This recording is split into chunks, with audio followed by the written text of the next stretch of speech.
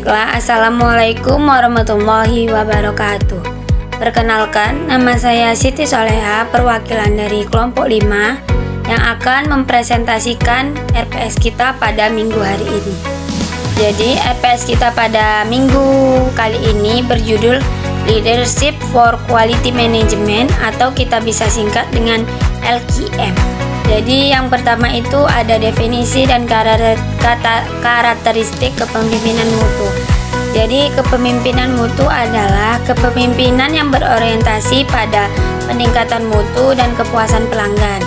Nah, dalam kepemimpinan mutu, pemimpin itu berusaha membangkitkan semangat orang lain untuk berkomitmen dan bertanggung jawab dalam mencapai tujuan.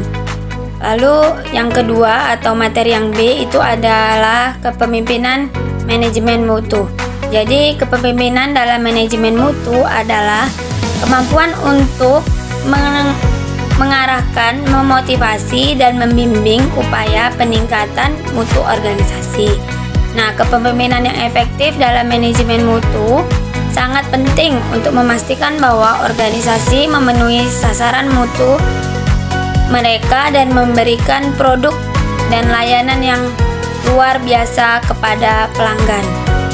Lalu materi kita yang ketiga itu ada gaya kepemimpinan mutu operasional pendidikan. Nah, gaya kepemimpinan yang efektif dalam organisasi pendidikan dapat meningkatkan mutu pendidikan dan kinerja organisasi. Nah, ada beberapa gaya kepemimpinan yang dapat diterapkan di dalam organisasi. Nah, di sini kelompok kami akan membahas 4 gaya kepemimpinan yang diterapkan di dalam organisasi pendidikan.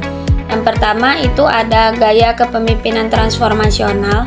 Nah, gaya kepemimpinan transformasional ini adalah menekankan kepada pemberian contoh dan mendorong karyawan untuk memberikan perubahan positif. Nah, maksudnya di sini adalah pemimpin transformasional itu berperan sebagai mentor yang siap mendengarkan dan mengkoordinasi aspirasi bawahannya. Lalu yang kedua dulu, maaf sebelumnya. Nah, yang kedua itu adalah kepemimpinan demokratis. Nah, kepemimpinan demokratis adalah gaya kepemimpinan yang menghargai pendapat bawahan dan tidak otoriter.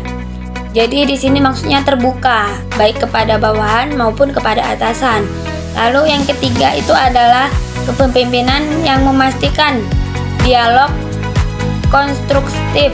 Nah, jadi di sini maksudnya seperti pemimpin itu memastikan bahwa setiap orang itu mencari pengetahuan baru dan belajar dari satu sama lain. Lalu yang keempat ada gaya kepemimpinan yang menciptakan kultur organisasi yang kondusif. Nah, di sini itu pemimpin itu menciptakan iklim yang kondusif untuk meningkatkan pertumbuhan dan perkembangan lembaga pendidikan. Lalu penerapan mutu operasional pendidikan. Di sini ada 6. Yang pertama itu ada membangun tim kerja yang solid. Nah, pemimpin pendidikan itu harus mampu membimbing dan mengkonfirmasi serta mempengaruhi bawahannya agar dapat bekerja sesuai tugas dan fungsinya.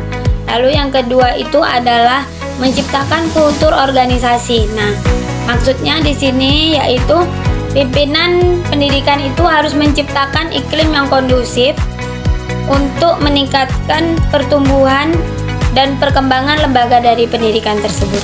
Lalu yang ketiga itu ada menyadarkan bahwa mutu pendidikan itu tidak terlalu mahal. Nah, di sini maksudnya seperti pimpinan pendidikan itu harus tapi menyadarkan bahwa mutu pendidikan yang baik tidak harus mahal. Yang keempat itu ada mencari partisipasi dari sukarela bawahannya. Nah, maksudnya di sini seperti pimpinan harus mencari partisipasi dari bawahannya dalam rangka mencapai tujuan dari suatu organisasi. Yang kelima itu ada menghadapi filosofi mutu. Nah, di sini maksudnya seperti pimpinan pendidikan itu harus mengadopsi filosofi mutu yang secara terus-menerus melakukan usaha-usaha perbaikan mutu.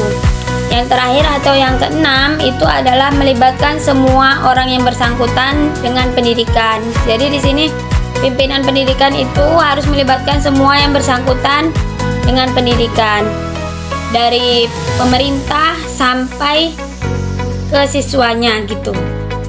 Jadi materi kita yang terakhir atau yang E itu adalah kerja sama tim. Jadi kerja sama tim dalam organisasi pendidikan itu dapat membantu meningkatkan kualitas pendidikan dan kepuasan stakeholder. Nah, beberapa hal yang dapat dilakukan untuk membangun kerja sama tim yang baik itu ada 6. Yang pertama seperti komunikasi yang efektif. Di sini komunikasi yang efektif itu seperti komunikasi yang jelas dan intens itu dapat membantu meningkatkan efektivitas kerjasama tim. Lalu yang kedua itu ada komitmen. Nah, anggota tim yang memiliki komitmen tinggi akan lebih terlibat dan mencapai kepuasan kerja. Yang ketiga itu saling menghargai. Nah, saling menghargai perbedaan pendapat dan kinerja antar anggota tim dapat membantu membangun kerjasama tim yang baik. Lalu yang keempat itu ada membangun kepercayaan. Jadi di sini tuh seperti membangun kepercayaan tim itu dapat membantu meningkatkan kerjasama tim.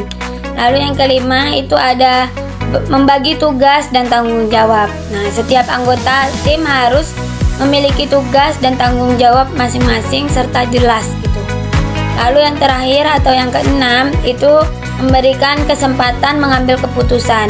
Jadi memberikan kesempatan kepada tim dalam mengambil keputusan dapat membantu meningkatkan kerjasama tim. Baiklah, hanya itu materi yang dapat saya paparkan dan saya sampaikan.